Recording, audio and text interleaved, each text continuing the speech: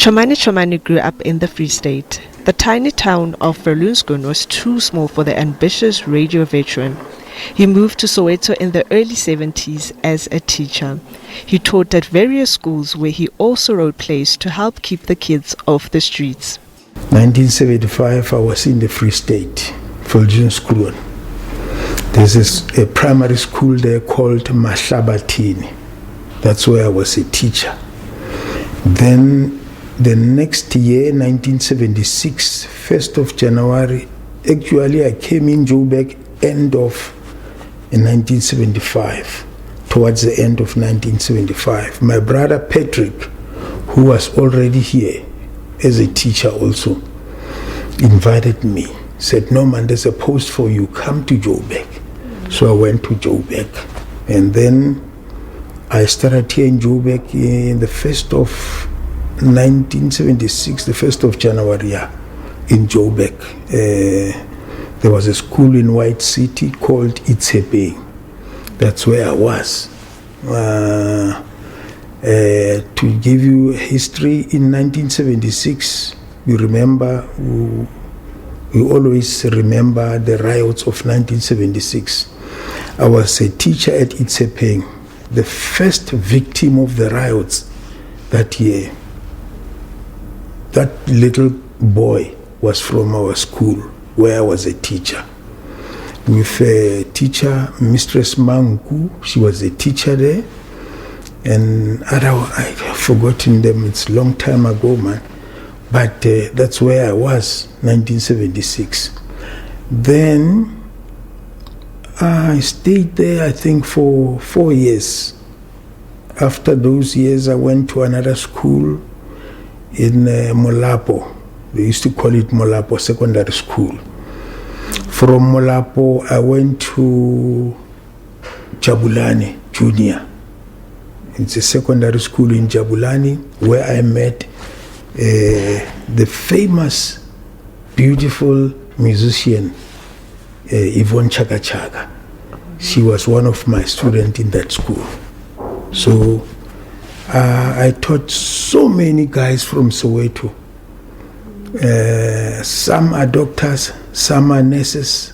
How was the transition, from teaching to broadcasting? How did you find that transition, and how did you balance everything out? Because I can imagine standing in front of learners every day teaching to being behind the mic must have been a huge transition for you. Talk to us about. You're 100% correct. But broadcasting was right in my blood, right in my veins. I remember at school, Jabulani Secondary School, I used to move from one class to another holding a kettle. You know this big kettle, eh? I was holding it like this and speak as if I'm a radio presenter. Those years I used to listen to John Bex. He was the marvelous person to listen to. So I used to go from one class to another saying, "Hi, this is the Chomalizing boy. You are listening to the great man, Chomalizing boy." Hey. And they used to clap for me and say, "Hey teacher, why can't you be a presenter? Why can't you go to radio, man?" That thing was in my blood. And your first show? I know it was a gaming show. My first show was a Pickerbox show. Pickerbox show, Khezi. And another one was a morning show. It's Kupelana, where you read postcards and play music. Let's talk about your breakfast show specifically. That's the one where many of us got to know of Ntate Chomane, and we got to connect with you. I remember listening to the show when I was very young. We used to commute every day to school, and how you would interact with people and obviously change people's lives. Talk to us about your breakfast show and how you managed to be able to maintain being the top breakfast show in the country for so many years, and obviously touching people's lives. I remember when I started presenting the morning show, I went to see 3 guys of PSL in this country. That was Jomo Sono, Kaiser Mtaung, Ivan Khoza.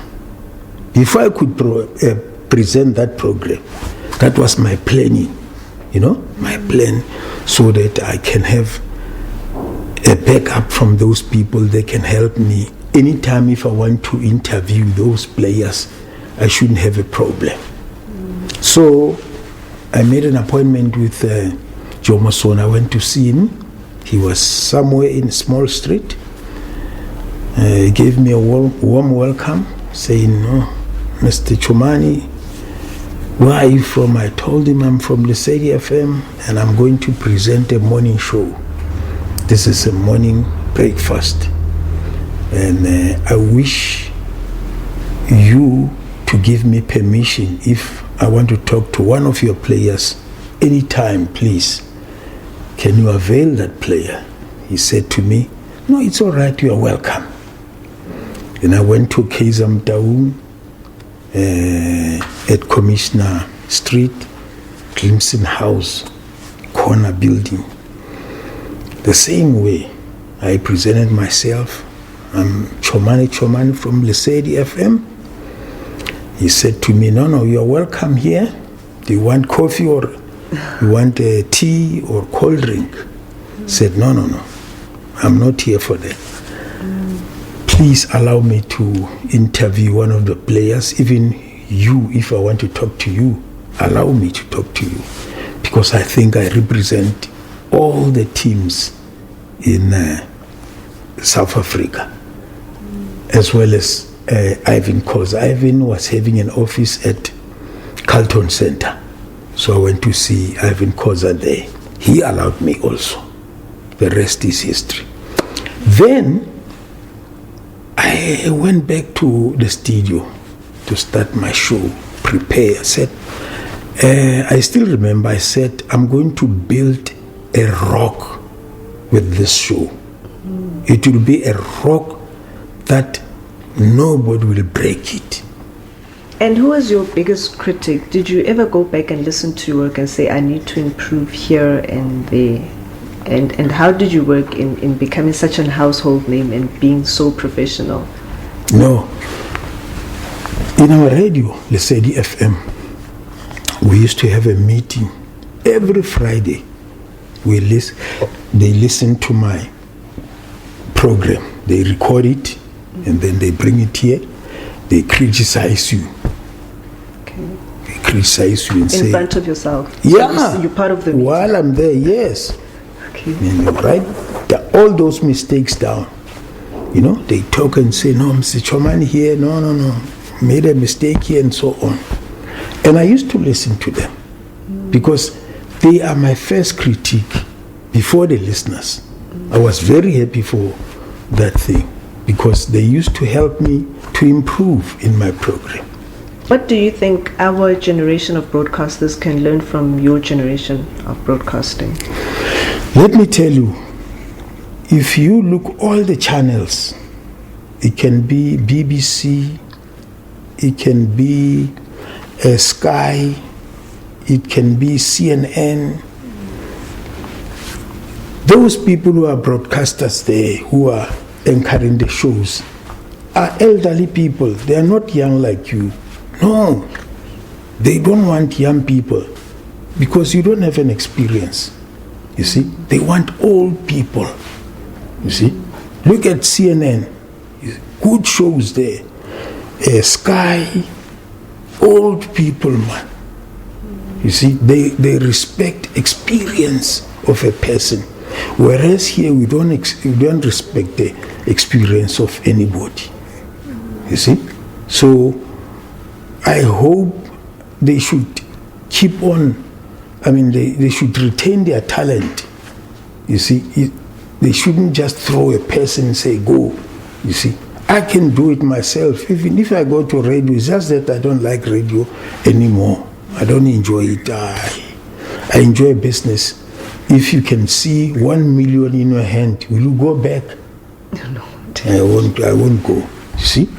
So what are you currently busy with now? While I was working, I used to help families to bury one of the members because they couldn't afford. Cost of living was too high. Even it's still high even today.